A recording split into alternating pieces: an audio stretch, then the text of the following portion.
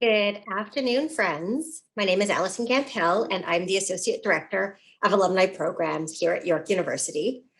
I want to extend a really warm welcome to everyone who's taken the time to be with us today for the April session of our 2021 GRADitude Speaker Series. I'm really excited for this topic. We're going to be learning about virtual interviewing best practices and how to set yourself up for success. I want to give an especially warm welcome and a congratulations to anyone who has just finished or is about to finish their final exams. This is not the way you expected to graduate, and it's been difficult and challenging. And through that, we sincerely hope that you've been able to learn and grow, and we'll come out better for it. We welcome you to an alumni community where there are 330,000 and growing other now alumni who have been in your footsteps.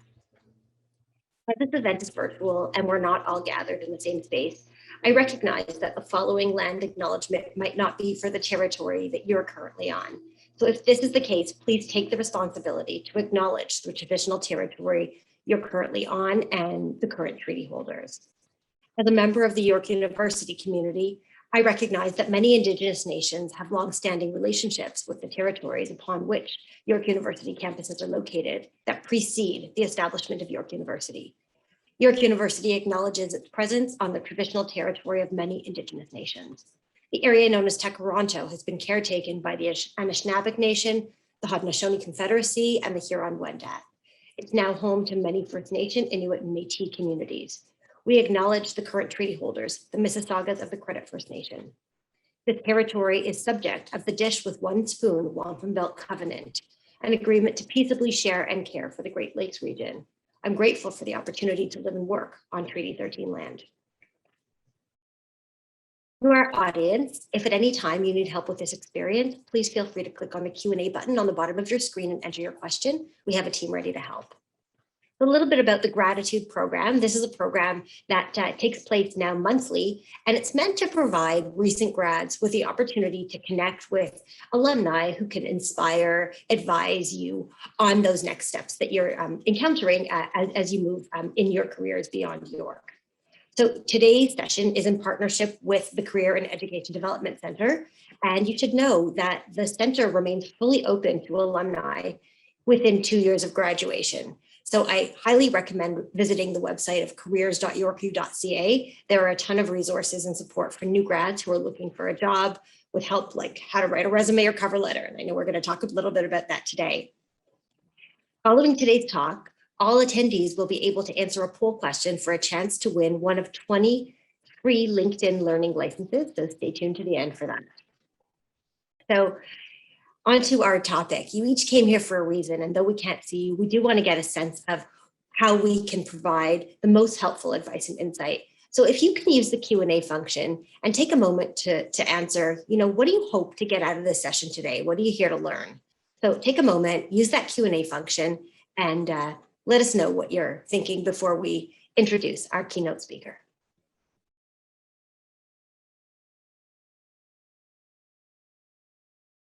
As you're thinking and putting in your thoughts, allow me to introduce our keynote speaker today. I'm honored to introduce Darci Taylor, CEO of HR Compass.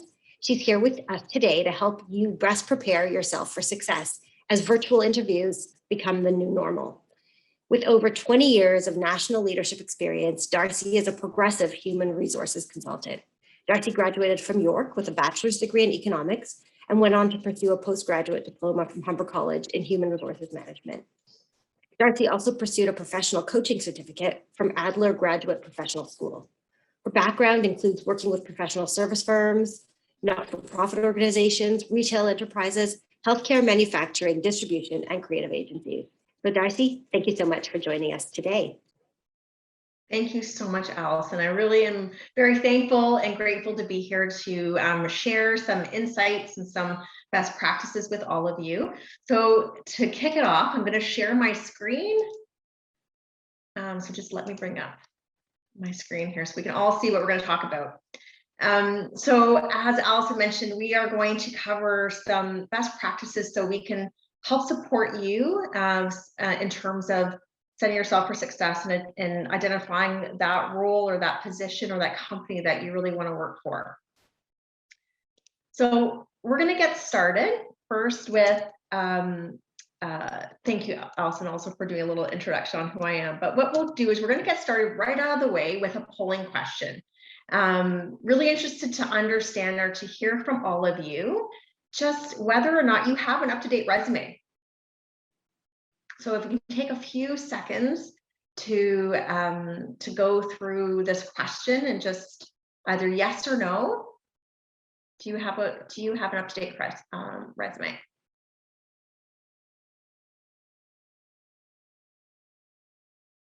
Wow.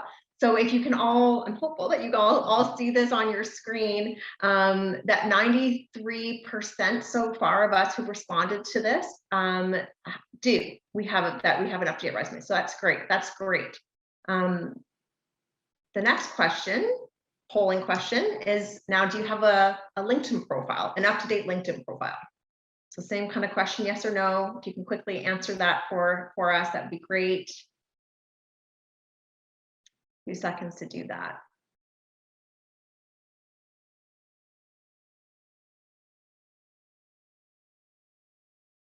So 79% of us have a LinkedIn profile page. Wonderful.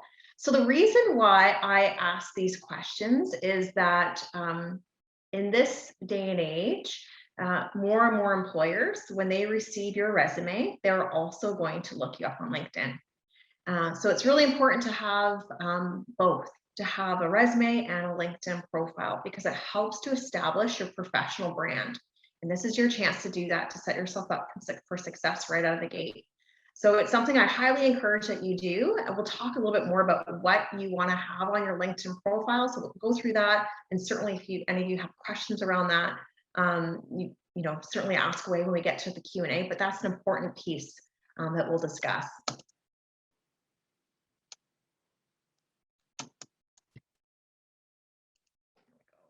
There we go. So creating your resume. This is something where there's so many different templates now out there that you can find online or within Word. But it's really important, really, just to ensure that the content is really specific to you and you've customized it to who you are, your story. And this is your chance to help identify how you set yourself apart from others. So you want to ensure that your resume flows really well based on your experience and your different interests and activities, education. So it's important that you capture all of that. So one thing to keep in mind is, good, bad, or otherwise, your reader of your resume is going to focus on the first few things that they are going to read in your resume. So having a resume that's like 3 or 4 pages is probably actually not in your best interest. Keep it 1 to 2 pages at max. What you want to do is you want to start with your most current information. So if your education is your biggest highlight, start there. And then with your work experience or volunteer activities, make sure you're starting with the most current information, and certainly the most relevant information to the position that you are considering or applying for. Really, really important to do that. Ensuring that you've captured any sort of highlights that are important. I appreciate that many of us are starting off our career, so you might not have years of career highlights already behind you that you can highlight on a resume, but there's certainly other accomplishments that you may have already achieved that is important to capture on your resume. So this is an opportunity for us to do that and to make sure that it's really coming out wonderfully in terms of our own personal story. The other thing I always want to encourage people to do is ask someone else to read your resume before you start sharing it with others, certainly with employers. We could read our resume 1,000 times over and we might miss a spelling error or grammatical mistake just because we're not seeing it. It's not through fault of our own sometimes, it's just we're just missing it. So making sure that someone else can see and read and give you feedback is really important. So I highly encourage that you do that, because I will note that there's a lot of employers out there that if there are mistakes, spelling, grammar, they will pass you over for another candidate. They won't review your resume any further, especially nowadays, so many positions where attention to detail is critical. It will be something that you might miss out on an opportunity. So it's really important that we ensure that it really feels like we're dotting all our I's and crossing all of our T's. I've highlighted this one note at the very bottom where I put interest and hobbies on your resume. I get this question all the time from people who are submitting their resume, or people who are just looking for advice on submitting or preparing a resume, and whether or not they should or shouldn't include interests and hobbies. This is an opportunity for you to share a little bit more about yourself, about who you are as a person. And you're not just a professional human being, but you will have other things that you'll bring to the table that add to your own uniqueness. That's something that's great for you to be able to represent on a resume. So if there's a sport, or there's a hobby that you really feel quite passionate about that you want to include, then do so. But if it's something that you are hesitant about, that you're not sure about sharing, then don't. Just ensure that it's something that you feel like it really kind of could set you apart potentially, if it's even relative to the company or the industry that you're applying to. I can certainly answer any other questions on that. In terms of your LinkedIn profile now, so this is our professional digital presence, and what we have in our resume should 100% match what's on your LinkedIn profile. So I'm a human resources consultant. I look at resumes all the time, and I'm looking at consistency between resume that I'm receiving and the LinkedIn profile in terms of, are there any gaps? Is there anything that's not lining up? Is there anything that I can, a lot of times within LinkedIn, there are people who can give you recommendations, and so you want to invite people to do so. There's companies that you can follow. There's other things that you can ensure that you include on your LinkedIn profile to really set yourself apart from the rest. So LinkedIn is a great tool, especially as you start to get out there and you're going to be applying for more positions as you kind of finish up your schooling, or even if you're transitioning to a different position. So you want to make sure you're standing out. Use a professional image. So this is not an image that you would potentially have on Facebook or any other social media outlet. So this is a professional image that you feel really strongly and good, and that it's clear, that you've, either someone's taken for you. So you want to ensure that it represents your more professional image versus your personal image. And so ensuring that how you might appear to a company is how the lens in which that you want to look at your LinkedIn profile. So again, inviting friends to review, inviting people to network with, really important for you to do that within LinkedIn, because this will be a resource in terms of ensuring a bigger network or pool of people that might be able to help support you in terms of your job search. So just a couple key reminders just in terms of those three. So if there's 3 things to take away, make sure that you get a great resume, wonderful tools online. There's some beautifully already pre-templated resumes that you can pull up, and you can just really pop your own information in. Ensure someone is reading both your resume and your LinkedIn profile, and ensure that they do match up and you don't have any gaps between one and the other. So another quick polling question. Do you, and I get this question all the time, should I do a cover letter, Darci? Do people actually read cover letters? So just curious, do you think you should include a cover letter? Yes or no? I'll give it a couple seconds here.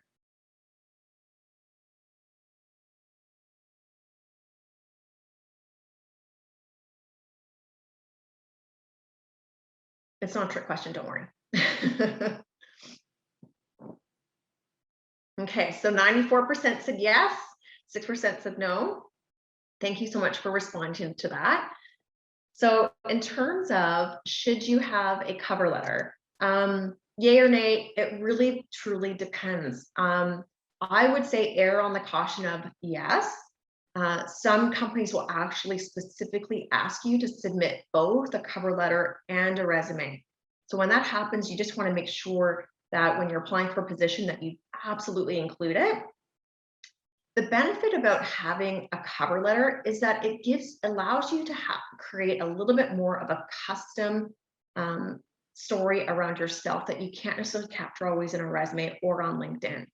And this is your one chance to make that first impression, and it's important that we get that we put some voice, our own personal voice to it.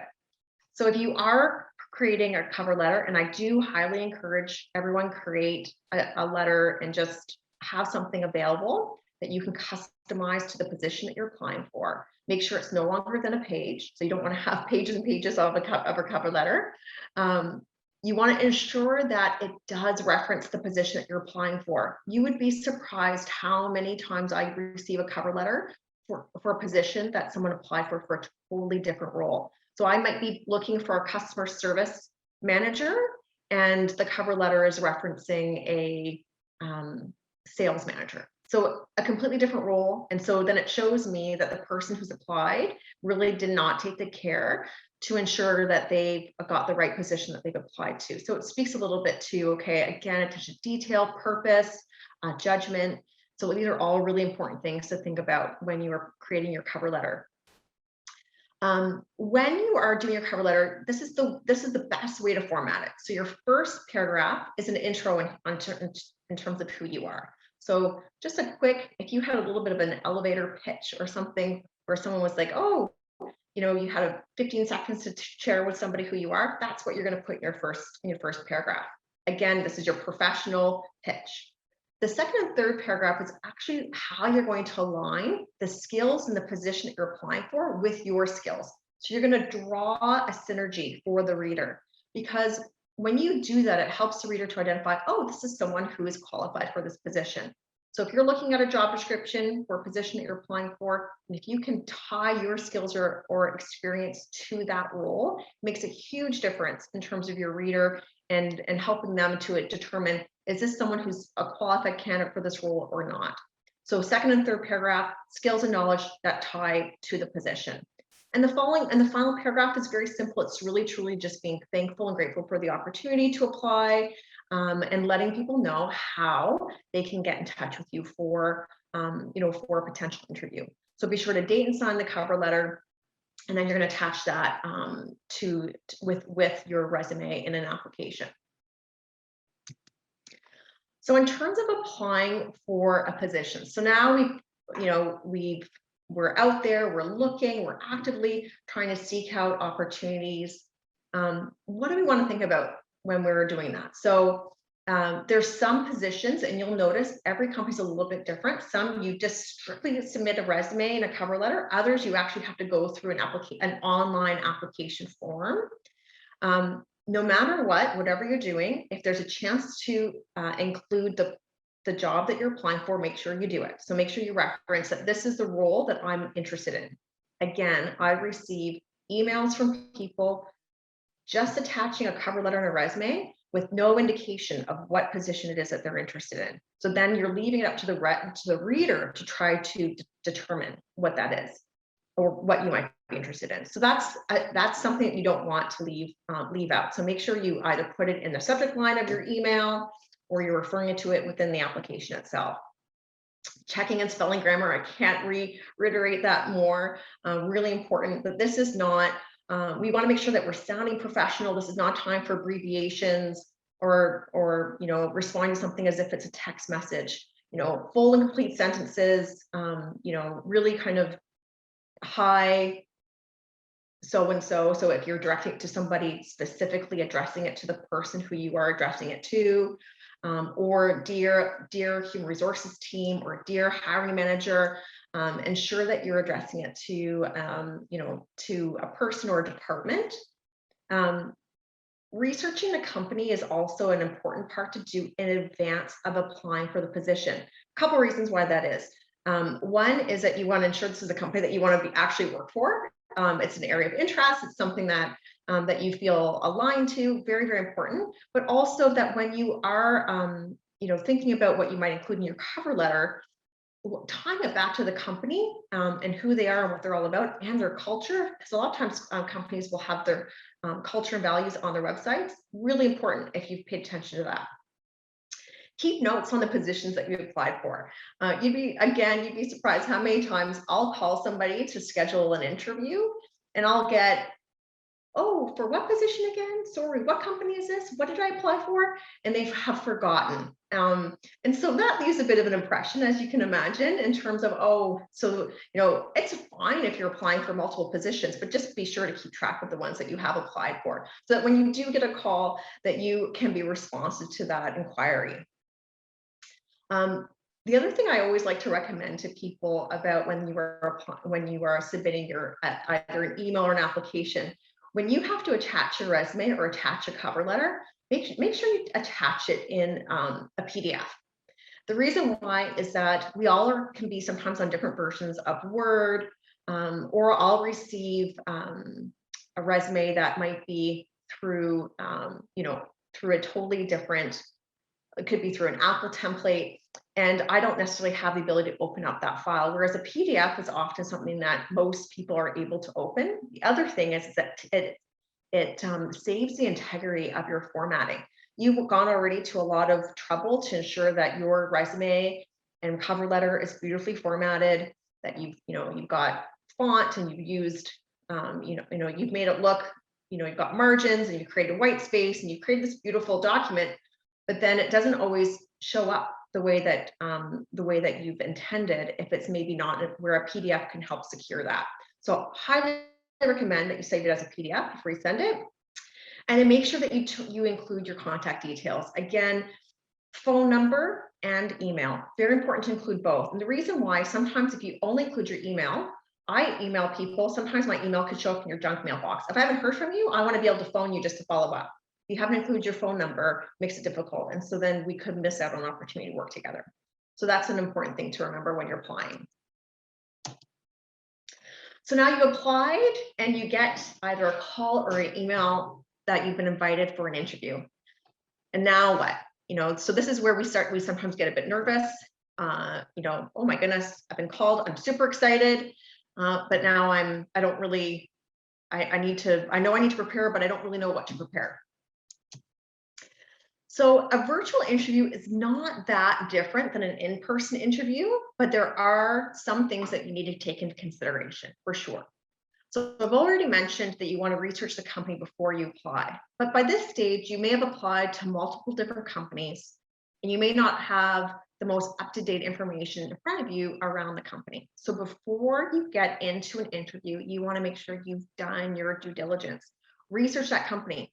Often you get asked, what do you know about us? Tell us what you know about our company. And you don't want to be taken off guard by a question like that. So you want to make sure that you have shown that you're interested in the company, not just the position. Make sure you have a copy of the job description in front of you, but also that you've read it beforehand. So you understand what are the skills, what were the qualifications, what were some of the roles and responsibilities that this company was looking for, and what was it that potentially they saw in you. So ensure you have a copy of your resume. It's helpful to be able to reflect and look at what they may be looking at while they're speaking to you. We're going to talk about some anticipated questions. So you want to make sure you've practiced and you've anticipated some questions in advance. You want to make sure you're dressed appropriately for an interview. I've had people who have interviewed that are clearly in their pajamas, they are wearing, a hat that, really probably not the opportunity, not the right time to be doing that, because you want to make sure that you can fully see a person and you can see facial expression. That's really important. So ensure that you're dressed appropriately, that you're ready, that you're on time, that you're not running late. We'll talk a little more about that. You're in an environment that, as much as possible, I appreciate that we're all at home and we can't always control our environment 100%, but as many distractions as you can remove will help you so much in terms of staying focused. So try to remove any distractions, turn off other phones, just give people the heads up that you're going into an interview and you need quiet. And making sure that you're in a well-lit environment. Double check your camera and double check your microphone.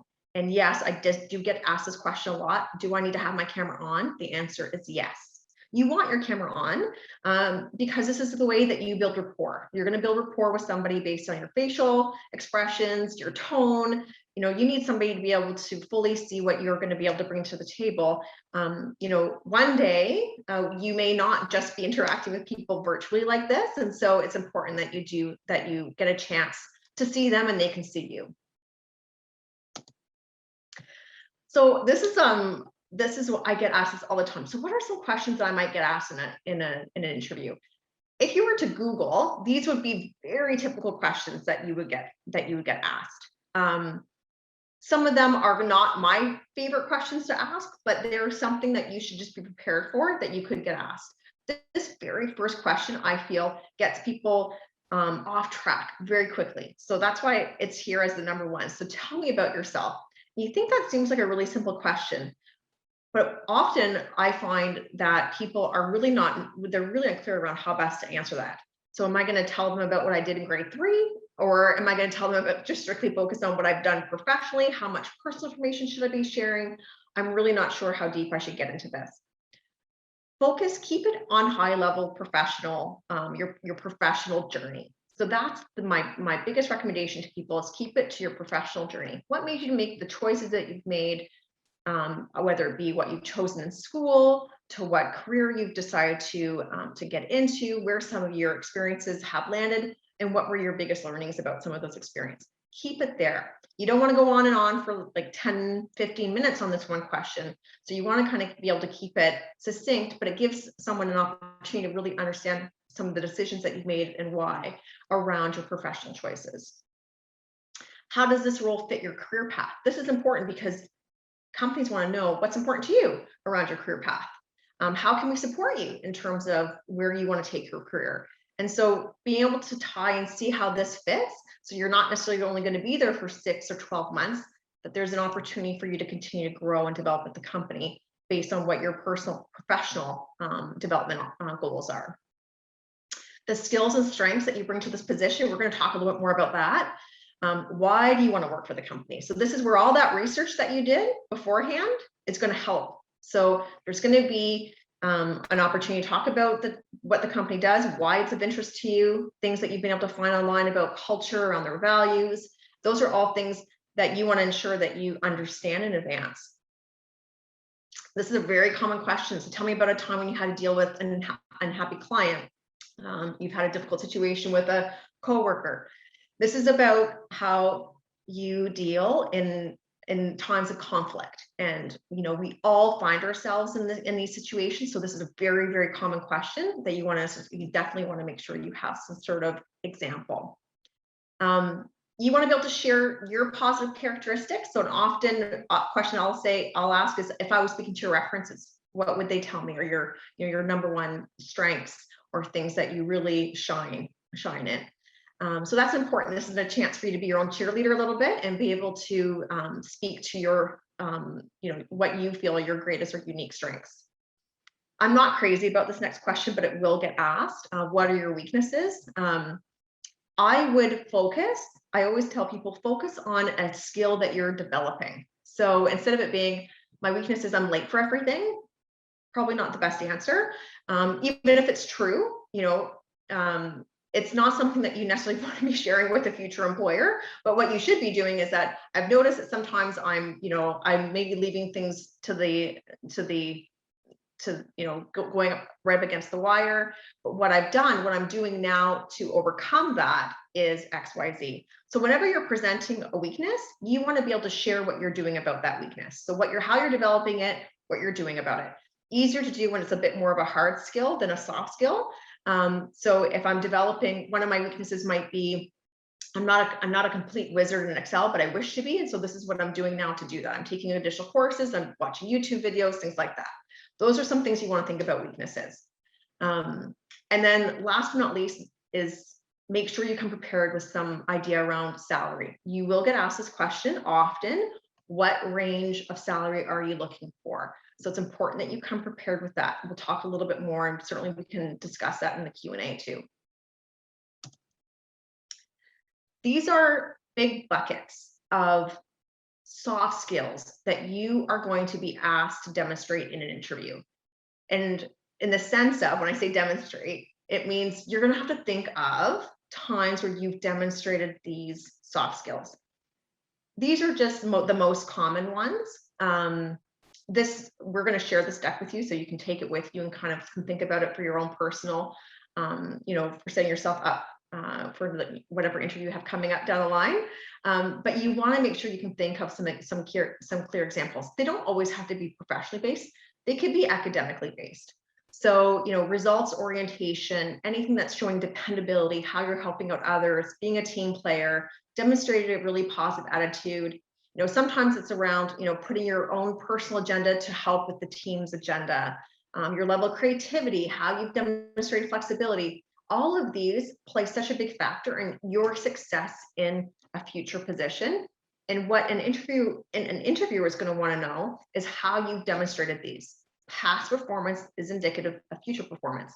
So this is why they want to understand how you demonstrated these in the past. So come prepared with examples and whether it was through a professional position, academic role, whatever it might be, come prepared with that. So here we are. Now it's the day of the interview. And you want to make sure that you show up to your virtual interview a good 10 minutes early. And I say that because it's nerve-wracking. It's okay to be nervous. We, as interviewers, because I interview a lot of people, I get that the person who I'm interviewing is nervous. So it's good for you to feel settled, to get logged in. You're not worried about, oh my gosh, is my camera working? Is everything okay? Because you'll have tested that beforehand and you're ready to go. Keep your camera off until a couple minutes beforehand, just because there could be things happening in the background that you might not be comfortable sharing. You do want to make sure that your background looks professional. So if you have a small space that you're working in, or you don't feel comfortable sharing your background, nowadays there's so many different background themes, or you can blur out your background. So make sure all of that looks just fine before you get in on your interview, but show up early. Just like you would show up early for an actual face-to-face in-person interview, do the same with the virtual one.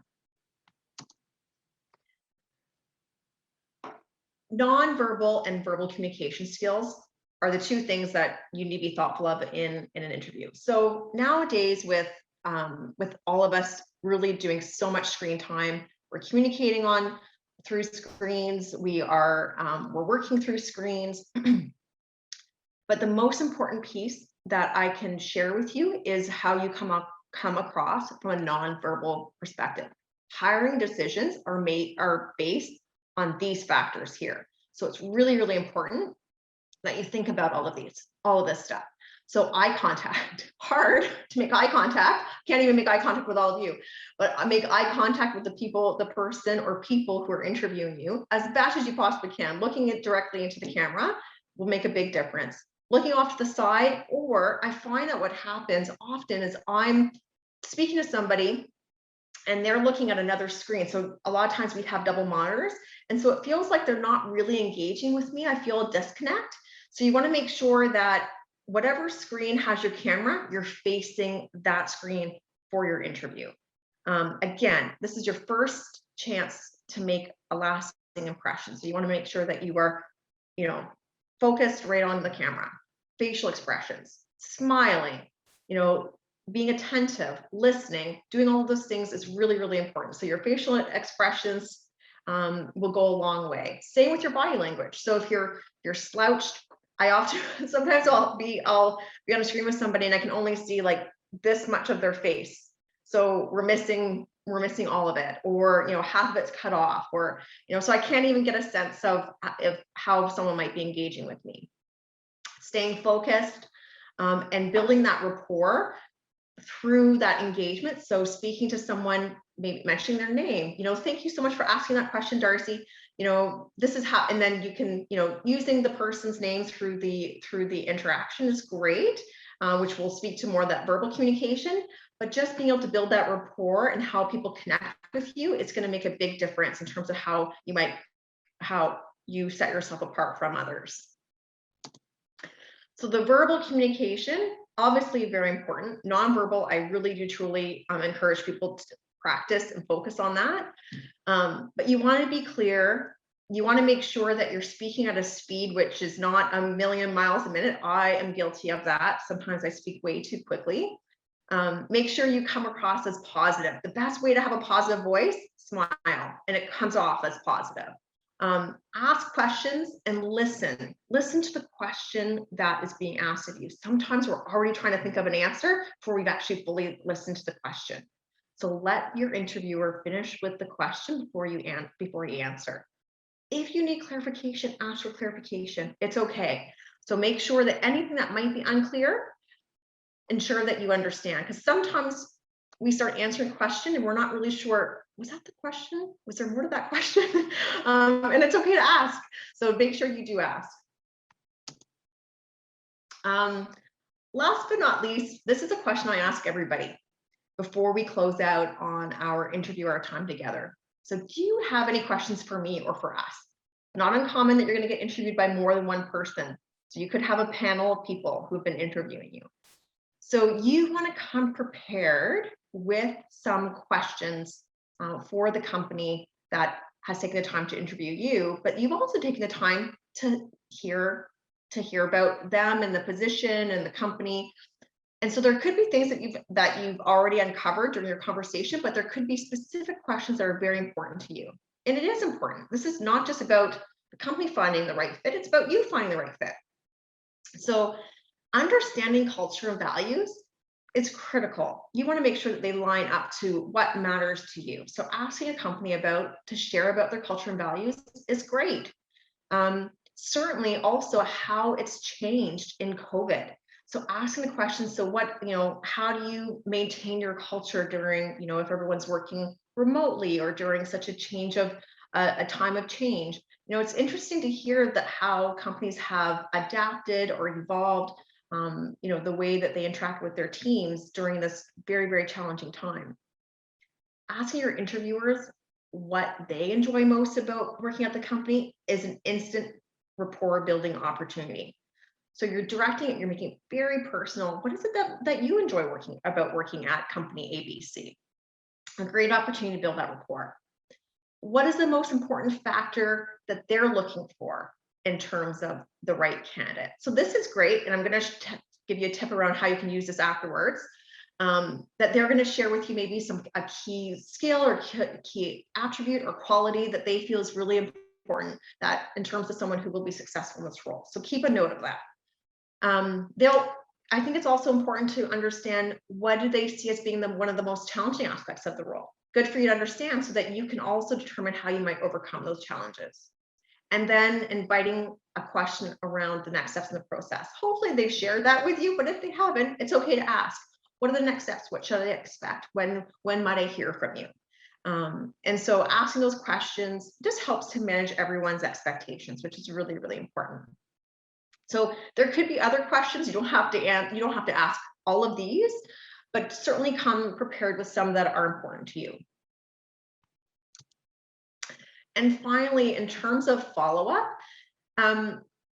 in the actual, before you close and cameras get turned off, make sure you thank everybody for their time, that it was really nice to meet them, to get to know them a little bit more. So make sure you're kind of closing that opportunity off. There isn't the opportunity now to shake someone's hand, there's an opportunity to kind of close out when you walk out an office with somebody. You don't get that with a virtual interview. So making sure that you do have a chance to close off and say thanks is really important. The other piece is sending a thank you email. Not many people do this, which is kind of a little bit surprising, but it's honestly some of the things that can put you over the top in terms of an opportunity for you to get a call back for a second interview. So sending out a thank you note within 24 hours, no more than 24 hours is huge. But what is really, really great is if you've asked that question around what is the number one quality or factor that you want to see in a candidate, or what do you think are one of the biggest challenges for this opportunity? If you can respond to that in your thank you note, goes miles, because it just shows that you were listening, you're paying attention, and it shows that you are thinking about how you would be successful in this position. Really, really big, and it's a great opportunity to set yourself apart. And finally, if we don't get the job that we wanted or that we applied for, it's okay to keep in contact with that company if that's a company that's really of interest to you. So keep in contact with companies that you feel aligned to. It's great. And so just maybe checking in on their website, checking in with the people who you've interviewed periodically is absolutely okay, because when another opportunity comes up that could be a perfect fit for you, then you're already going to be front and center in their mind. So that's an important thing just to kind of remember. You can contact them, you can follow them on LinkedIn, on Twitter, or whatever maybe social media outlet they may be on. So just kind of keep in touch with them. That's really important. So from beginning to end, you're weaving your own story, and it's really just important that you feel really good around the companies that you're applying for, that you're showing up with your best self, and that you have the chance to have a kind of a closing voice to that opportunity so that they can hear you one last time. So that's kind of from beginning to end, the final, all the different phases of the interview process. So with that, I'm going to open up for any questions, and I invite you to ask any questions that are on your mind. Hey, fantastic, Darci. Thank you so much. That was a lot of really wonderful information, and really appreciate you sharing that. If you want, you can stop the share so that we can see you larger. Okay. And thank you to our audience for sending questions in. And what I'm going to do, Darci, is I'm going to sort of read the questions that are coming in from the audience. I'll read them on their behalf and give you a chance to share some additional insight. For some of the questions that came up, we were able to address them directly in writing in the Q&A. So we'll ask those that pertain specifically to interviews. So there's a great question that I'd love to start with.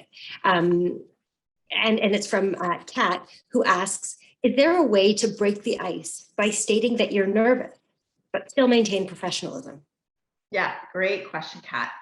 Absolutely, you have to come come to an interview in a genuine way. And actually, it's a great way to disarm everyone. To say, I'm feeling a little bit nervous, and often when that happens, your interviewer will say, it's okay, don't worry. If you have questions, just ask along. So that's absolutely fine. You don't want to say it over and over and over again throughout the entire interview, because confidence is something that also is super important in terms of how you're showing up. So to kind of acknowledge, I'm a little bit nervous at the beginning, totally fine. And then for you to kind of show that, hey, I can overcome this, I can get through this, will help, show your interviewer your best self too. The more you prepare, the easier that will be, for sure. Good question. Absolutely. Yeah, it was a really good one. And another question coming in from Stephanie, which is, how should we handle panel virtual interviews? What tips do you have around panels? Yeah, it can be intimidating when you have all these faces staring at you as you're talking. I totally get it. And it's different. And, sometimes you have those panel interviews in person too, and they're equally intimidating. The best, most important thing is to ensure, as much as you can, that you are giving attention to each person who's asking, because often what's happening is that they rotate questions. And so be focused on the person who's interviewing you. So in that panel, making sure that you're responding directly to that person. It's interesting that sometimes, even when we're in person, that you don't want to just talk to the one person the whole time. And on a screen, you can tell if you're just looking at one versus that you're trying to kind of move around the screen a little bit and get that engagement. So that's what I encourage to do in a panel, whether you're in person or virtual. That's some great advice. We have a couple questions that are around salary, right? Which is often the elephant in the room. So I want to ask two questions with regards to salary. One question is, if the candidate has a question about salary and wanting to know what they will make if they get the job, how do they approach that? And as well, on the flip side, if the interviewer asks, what are your salary expectations? How would one deal with that? Yeah, great questions. So I encourage all of you to do a little research, certainly around positions that you're applying for. If you're looking for more entry-level positions, there is a fair amount of information out there. You want to manage your expectations, because sometimes the information out on, whether it be pay scale, Glassdoor, they're focused often with people who have, more like 5+ years experience. You might not have that. So making sure you're managing your own expectations is important. But doing some pre-research, I highly recommend it. So you want to give a range, not just a number. So you want to be able to provide a range. Usually it's like anywhere from a $5,000 to $10,000 range. So, hey, for this role, I'm looking for somewhere between 40 to 50 or 45 to 50 per salary per year. Thousand is what I'm saying. 45,000 to 50,000, not an hourly. So you want to kind of look at that. If you're not sure, then ask.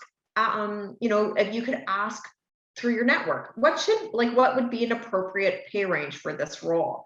So it's good to ask, and so you can again manage your expectations. It's also okay to ask the interviewer, to say, is it okay? And I would just ask like this: is it okay if I ask if you're willing to share what the range is for the position? Most companies will be, because they want to be able to ensure that this is going to be a good fit for everybody, and compensation is part of that fit.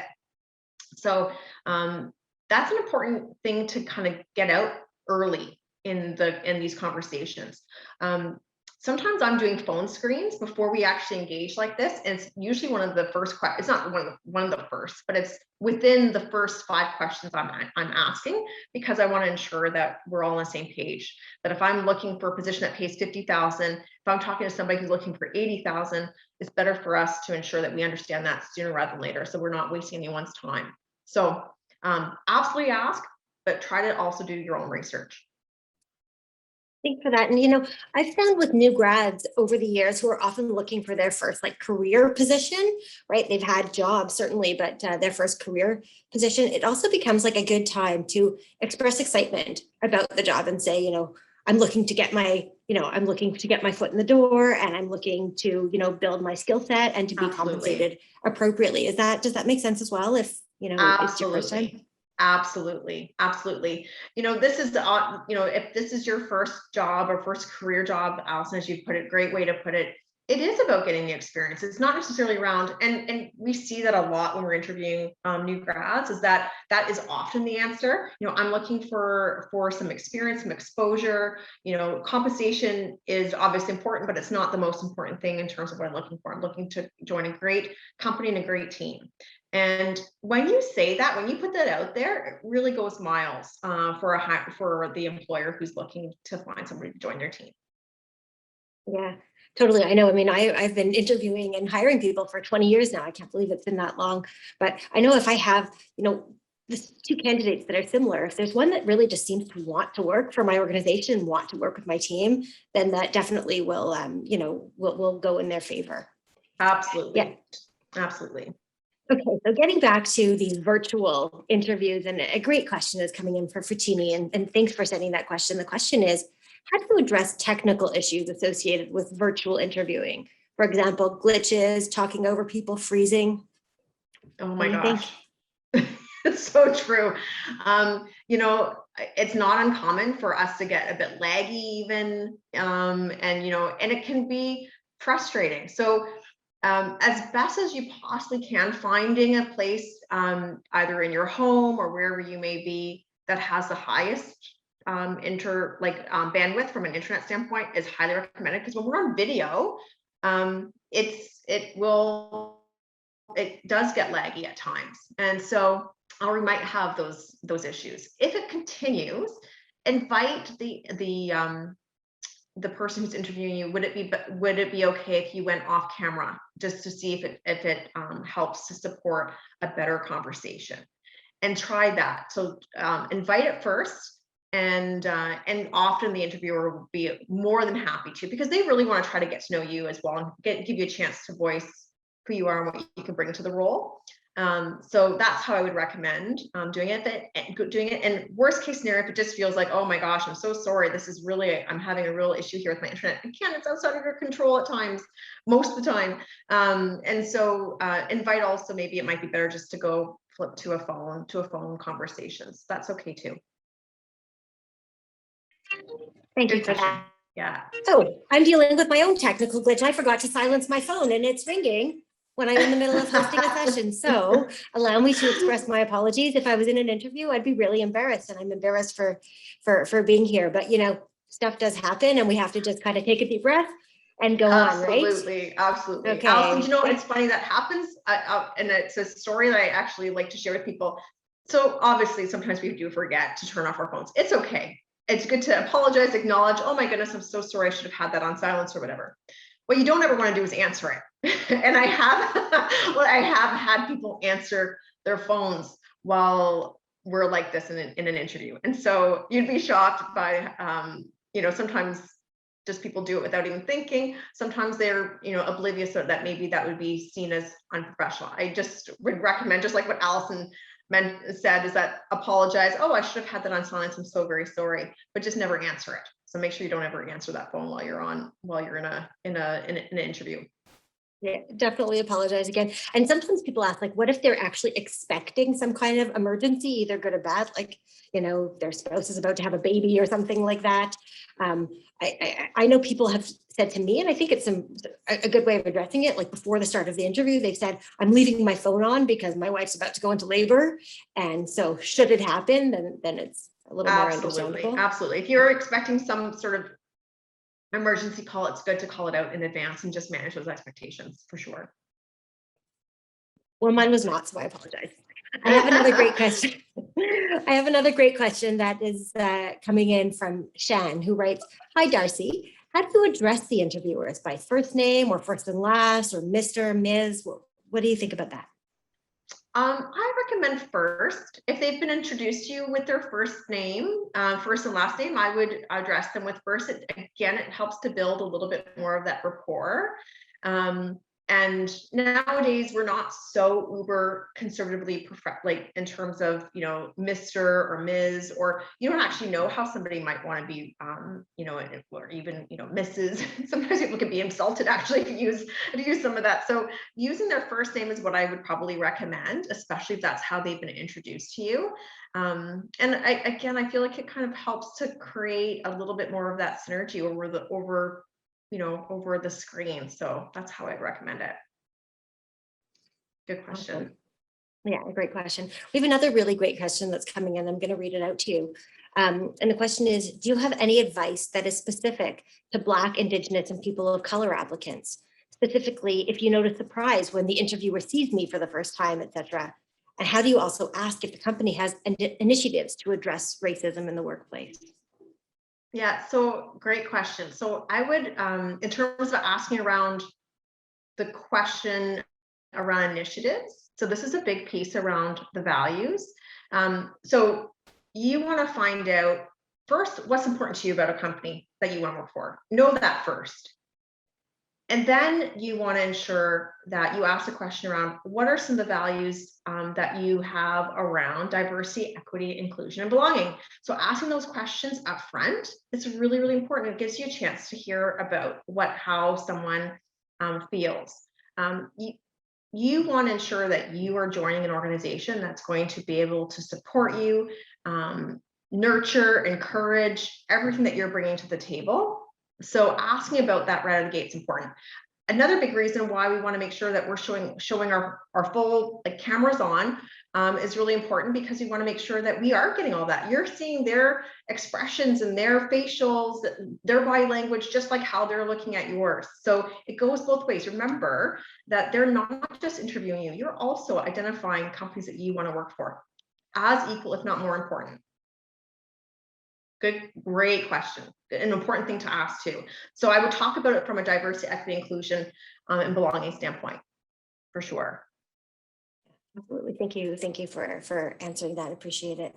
So I think that leaves us at the end of our time to take questions today. And there were some great questions. So thank you so much to our audience for listening and engaging and asking your questions. It was my honor to ask them on your behalf. Darci, as an alum of York, it's been a really wonderful privilege to have you and to have you sharing your knowledge and your experience and your wisdom and just helping us during this sort of unique, unprecedented time. So thank you very much. And do you have any final words of wisdom that you want to offer? Yeah, well, I'm so excited for all of you as you kind of embark on this next phase of your journey. And as I also mentioned, I am a York alumni and very proud York alumni. What a wonderful institution that you're graduating from or have graduated from already. And you know, when it comes to this next phase of your career, the first job is not your only job. You know, it's an opportunity for you to grow and for you to develop. So give yourself an opportunity to kind of explore different things. I changed my career later on in life, and so you absolutely can do so. But what I would say around the virtual interview and preparing for that next phase is that the more prepared that you are, the more confident you're going to come across. And just really make sure that you're joining an organization that you feel aligned to and you feel passionate about. So those would be my number one tips, is really making sure that you feel really feel closely aligned to the values of that organization. Thank you. That's great advice. And I know that certainly pertains to me. I came to York University expecting to stay for a year or two, and I've been here for 16 years because York as a university is such an amazing place to work. And it's an amazing place to work because of our students and our alumni who really continue to, you know, inspire me to want to keep, you know, watching you all grow and develop and give back. You're all just doing such wonderful things in the world, even when things get tough. Yeah. So, so Darci, thank you so much for being here. I'm going to allow you to turn your camera off and say thank you and goodbye.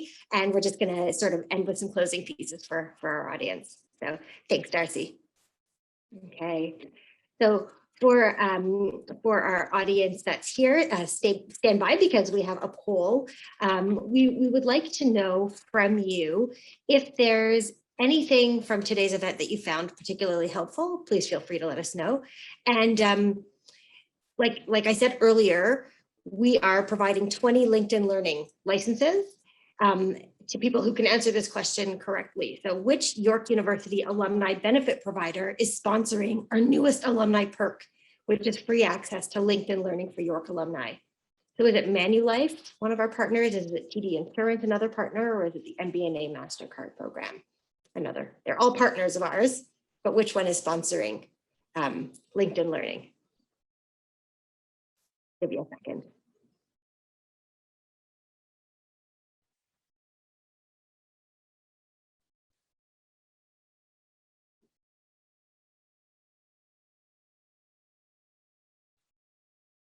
Okay, is the poll going to end?